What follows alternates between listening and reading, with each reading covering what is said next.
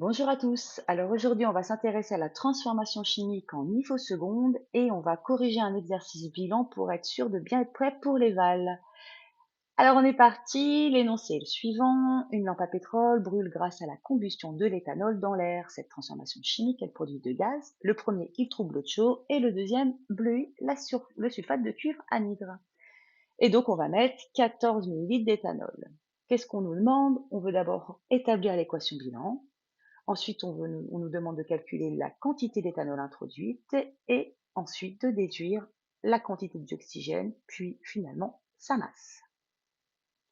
On nous donne plein d'informations qui vont être, je ne l'en doute pas, extrêmement utiles à la résolution. Alors on est parti pour la question 1. Donc pour établir une équation bilan, une fois qu'on a l'énoncé, il va falloir trouver qu'est-ce qui a réagi avec quoi et qu'est-ce que ça a donné.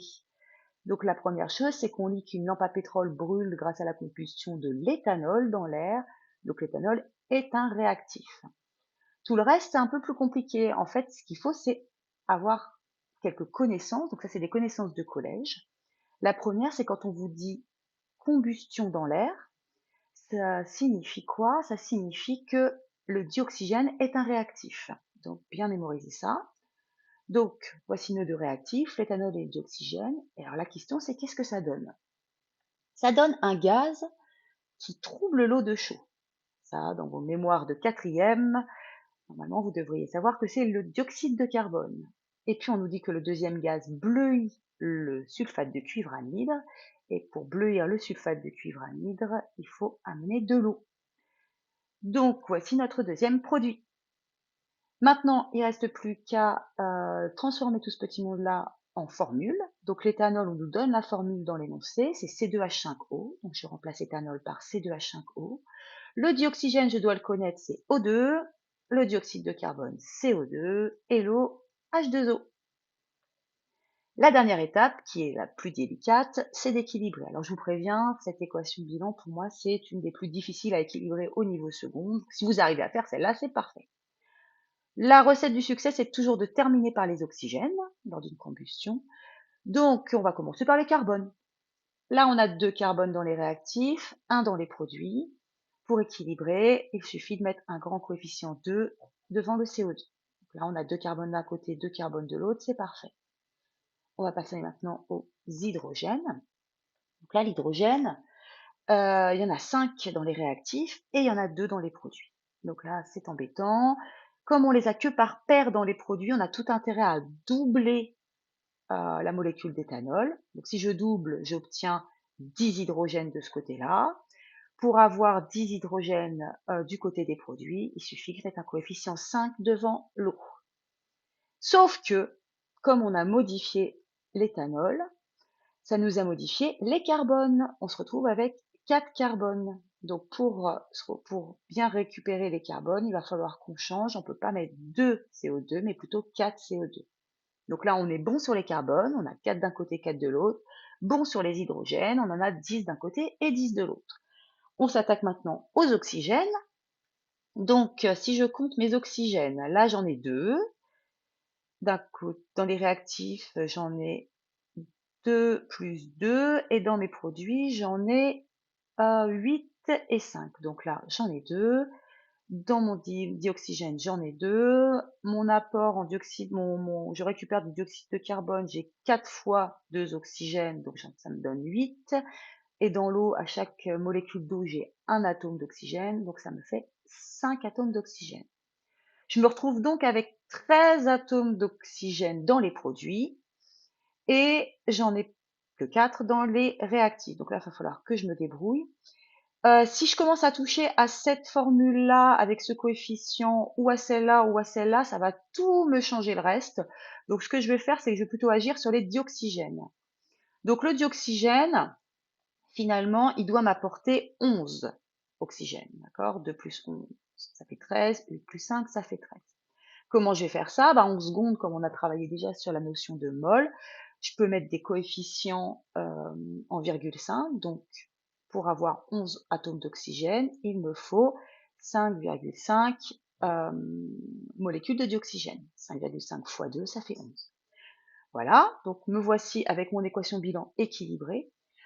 Si vous n'êtes pas très à l'aise avec les demi-coefficients, ce que je peux tout à fait comprendre, et puis ça pose pas de souci, vous pouvez tout doubler. Donc on va partir là-dessus. Donc on fait 4, 11, 8 et 10. Voici notre équation bilan équilibrée. On passe à la deuxième question. Alors dans la deuxième question, on nous demande de calculer la quantité d'éthanol introduite. Ce qu'on nous dit, c'est qu'on dispose de 14 ml d'éthanol, et puis on nous donne la masse volumique de l'éthanol, sa formule, la masse molaire du carbone, la masse molaire de l'oxygène et la masse molaire de l'hydrogène. Masse molaire, c'est les masses d'une mole. Donc la stratégie de résolution, elle est en deux temps, c'est-à-dire que d'abord, on va passer du volume à la masse, et puis de la masse à la quantité de matière. On va passer du volume à la masse en utilisant l'outil masse volumique, puisqu'on l'a à disposition, et puis de la masse à la quantité de matière en passant par la masse molaire. On y va dans le détail. On sait que la masse volumique, c'est la masse divisée par le volume. Donc si je manipule ma formule, j'obtiens que la masse, c'est la masse volumique fois le volume. J'ai plus qu'à remplacer en faisant bien attention aux unités. Donc 789 grammes par litre, c'est ma masse volumique qu'on m'a donnée.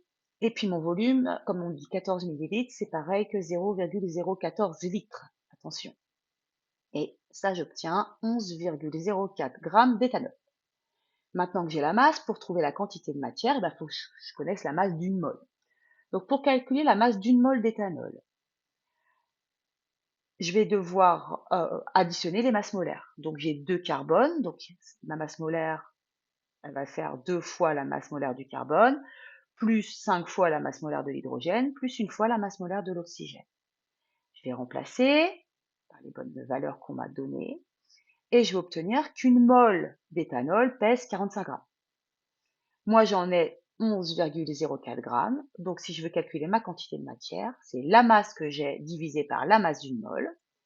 Et ça va me donner 11,04 divisé par 45, c'est-à-dire 0,25 mol. Voilà pour la question 2. Ensuite, on me demande de déduire les quantités de dioxygène nécessaires et puis sa masse. Si on me demande de déduire, c'est donc que je vais avoir besoin des deux questions précédentes. Donc je sais déjà que ma quantité d'éthanol, c'est 0,25 mol et que mon équation bilan ajustée est celle-ci. Qu'est-ce qu'elle me dit, cette équation bilan? Elle me dit que 4 moles d'éthanol a besoin de 11 moles de dioxygène pour produire 8 moles de dioxyde de carbone et 10 moles d'eau.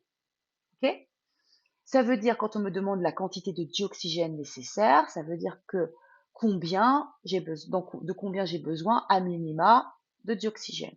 Donc je sais qu'à minima, je consulte mon petit tableau, pour 4 moles d'éthanol, j'ai besoin de 11 moles de dioxygène. Sauf que là, moi, j'ai 0,25 moles d'éthanol.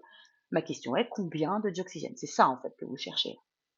Donc, magnifique produit en croix. Je peux trouver facilement que ma quantité de dioxygène, c'est 11 fois 0,25 divisé par 4, ce qui nous donne 0,69 mol. Maintenant que j'ai la quantité de matière qui est dans la question, il ne me reste plus qu'à trouver la masse. Pour ça, je sais que la quantité de matière, c'est la masse divisée par la masse molaire. J'ai donc besoin de la masse molaire. La masse, donc, c'est la quantité de matière multipliée par la masse molaire. J'ai juste manipulé ma formule, hein. Et donc, la masse molaire de dioxygène, c'est 2 fois la masse molaire de l'oxygène. Ça veut dire 32 grammes par litre. J'ai plus qu'à remplacer et ça me donne 22 grammes. Youpi! Voilà, vous avez terminé cet exercice-là. J'espère que vous serez prêts pour les balles et je vous souhaite bon courage. Au revoir.